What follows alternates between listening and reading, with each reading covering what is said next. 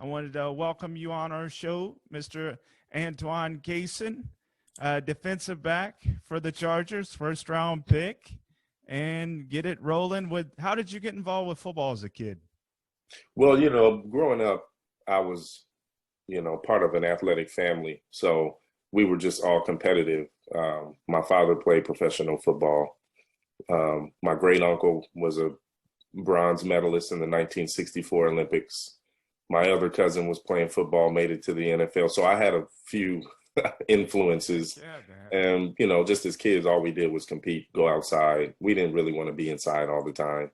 So competition, football was just one of them. And, obviously I had a family that played. So it was something that I always wanted to do. definitely. Besides your inside sources, what other sports role models did you have, man?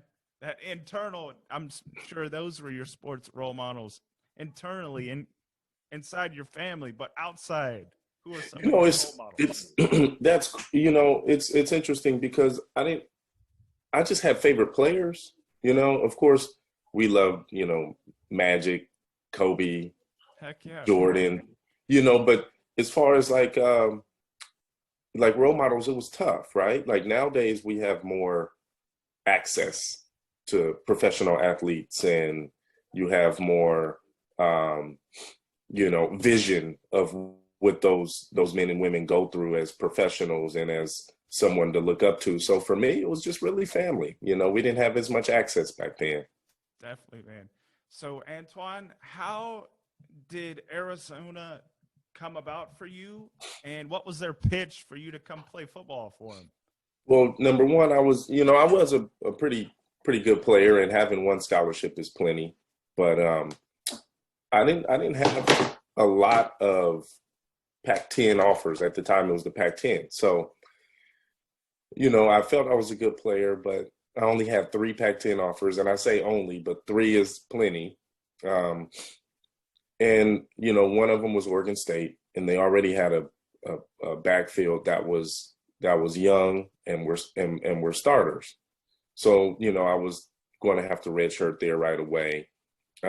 Washington at the time didn't have a coach, and then Arizona, and Mike Stoops had come from Oklahoma, where he had coached some pretty good DBs. Derek Strait won the Thorpe. Roy Williams didn't win it, but he was a big time player. He also was at Kansas State, and Coach Terrence Newman, he won the Thorpe. So that was huge. And then his brother Mark Stoops, who is the head coach at Kentucky now, was at Miami, and we all know who the DBs that came from Miami are, and Mark Stoops coached them all. So it was pretty easy once I started to look at things like that. Definitely. So with your transition to Arizona, how did that preparation translate to the NFL for you? Well, it was just another transition period, right? So of course, high school to college is totally different from pros to college. However, it's a transition that you want to stay on top of and make sure that you do everything you need to do to be at that next level, right? Because it's a level up no matter where you're coming from. So in that sense, the level up was good, just because from high school to college, I was on my own. I was out of my parents' house, out of my grandparents' house, out of sight, right? So now you're able to, do some things on your own. And of course, if you make mistakes, you're on your own. So Definitely. doing that and going through that prepared me, because once I went from college to the NFL, again, college bubble's over. So now it's on you. This is not a 5-year scholarship. This is, you could get cut, so making sure you I took care of all the responsibilities I needed to take care of was huge. Definitely. You mentioned levels. One little what's his name? The preacher. New levels bring new devils. That's that little quote.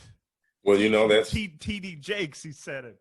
Oh, that's true. I mean, hey, he's been doing it for a long time, and that's true. I mean, there's a lot of new things that can get you to get you distracted when you go somewhere when you go to a different level. Definitely, man. So with the jump to the NFL, I'm friends with one of your former teammates when you first came into the league, Clinton Hart. I'm sure Yeah. he took you under his wing. But how did you produce right away for the San Diego Chargers? Well, I Coming mean, from it took first round. yeah, it took a little bit, right? So for me, I'm just a confident person. And when when I was picked that high, it was, well, I'm the one that can do it, right? So I'm picked here for a reason. And once you kind of get the first few months or jitters out of trying to adjust to everything, it's the same game, the same game. And then, yes, you have veterans that help you learn how to watch film a little differently, um, always relying on technique, right? And then after that, it becomes football. So for me, it was just go out there, play confident. If you make a mistake, you make a mistake. Fortunately, you're a first round pick. You have a little runway. So just go play, have fun, and be who you are on that field. And usually finding the ball for me was kind of the thing that I love to do. Heck yeah, man. Well, Antoine, with the jump to the NFL, everyone's talented, but who was the most talented in your opinion? Who was the toughest to guard or defend? Well, the guys that I saw, you better not say Gates. well, the guys I saw on a day-to-day basis, when I just look at pure just talent,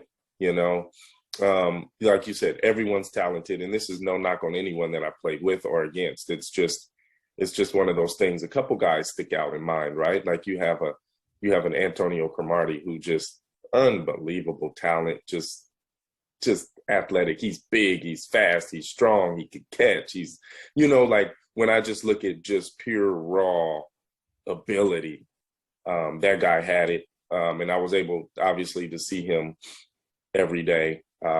Again, another guy is Josh Norman, just raw talent,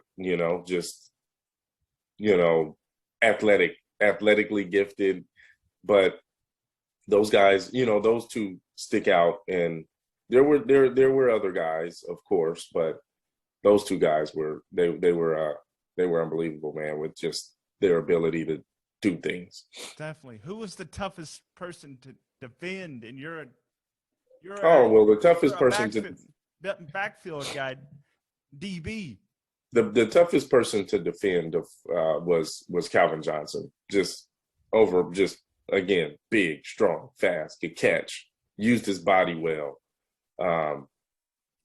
One of the toughest person to defend there. I mean, that was hard. Marvin Harrison was a really good receiver inside too, and shoot, there's so many guys that were tough, but those guys stick out for sure. Heck yeah, and Reggie Wayne with the Colts also. Yeah, Reggie Wayne, tough. I mean, and those guys played football very well. Definitely, man. So life after football for you, Antoine, how have you applied the trials and tribulations of the game of football to your personal life? Well, I mean, that's a great question, just because, in football, you get pretty much knocked on your ass every day, right? And so you get used to that, as far as, you're not going to never not get knocked on your ass, right? And also in football, sports, period. This is for sports, period. We as athletes go to the facility every day. We watch film on the previous day, our practice or game, and there's always something that you can do to make corrections. So we're just used to hearing what you didn't do correct the day before or that day, right? You're always getting coached. You're always looking at something that you could get better at. So when you come out here to, let's just call it normal life, or, outside of locker room or sports life, there's nothing that someone could tell me that's going to really, truly hurt my feelings about constructive or criticism, or, oh, this is what we could do to be a little better here. It just, okay, and then you get better and move on. Or if someone's just talking, you just ignore it and you keep it pushing. So for me, I'm looking at it that way anyway. I'm used to having to self-scout myself in a way and be a little better at something that I want to do. Definitely, man. So my next two questions for you, Antoine, are B&D, produced by B&D. Who will impact your Chargers the most from the off-season acquisition so far? Signing Khalil Mack, signing J.C. Jackson from the Patriots, or re-signing Mike Williams, the receiver? Well, right away, in my opinion, on the defensive side of the ball, the Khalil Mack and Jackson are two guys that can make an impact. Jackson in the defensive secondary, I've seen him play, and he plays hard. He plays with some passion, and you got to appreciate that. That's how I'd like to get after it too. So hopefully that transition can be made very well, and he plays well with it because he's a pretty good player. And Khalil Mack, we all know and have seen what he's capable of doing on the edge. And now you have another guy on the other edge with Joey Bosa. That's that's going to be tough to block. Someone has to get double teamed. Someone's going to be open. So that's a great start, is to have a good defense that puts pressure on the quarterback, can stop the run, and make them one-dimensional. And of course, we know what we have on the offensive side. Pretty good quarterback, signed a good receiver. You have another good receiver in Allen. So just continuing to put pieces in place to win games is huge. But this is a good start. Heck yeah. For their offense, old Austin Hooper got released today from the Browns. I think he might wind up there, man. Hey. Yeah, we'll see what they do. Hopefully Herbert needs that check down. He needs a check down receiver. Yeah, start making moves and outlet give him some outlets, and so he's not getting hit. We need him we need him vertical. Heck yeah. For another team that you played for, the Panthers, will Carolina go after Deshaun Watson? Carolina needs to do a lot of things. Okay, they need to do a lot of things. It's not looking good from last year to this year, but hopefully they make some adjustments, because that's what this game is all about, right? Is making adjustments, making the proper adjustments. And Deshaun Watson is a quarterback that really could change the dynamic of someone's offense. So, it'd be interesting to see, but they have a lot of things to do to get better over there. What would they have to give up to get him, do you think? Yeah, that's a great question. I'm not sure. It's interesting to follow this story, to see how Deshaun Watson, this story progresses, because for not playing for a year, the organization may just be ready to part ways. You never know. Definitely. I think McCaffrey might be on the outs. Yeah, it's tough. He hasn't been able to stay as healthy as I'm sure he would have liked. And, but when he is on the field, it's a heck of a time. But staying healthy is what do they say? The best, your best ability is availability. So you have to be available to play. Heck yeah, but I think with him, I think he might be in that Deshaun Watson trade. They'd have to we'll see. We'll see. Maybe sometimes, a change of scenery does help a lot of people. So who knows? But hopefully he can stay healthy. Definitely. So Antoine, we'll end on this. Where can my audience find you on social media? And we'll roll it out on that. Yeah, so my social medias are Antoine Cason. It's just my name. It's really easy to see, to follow.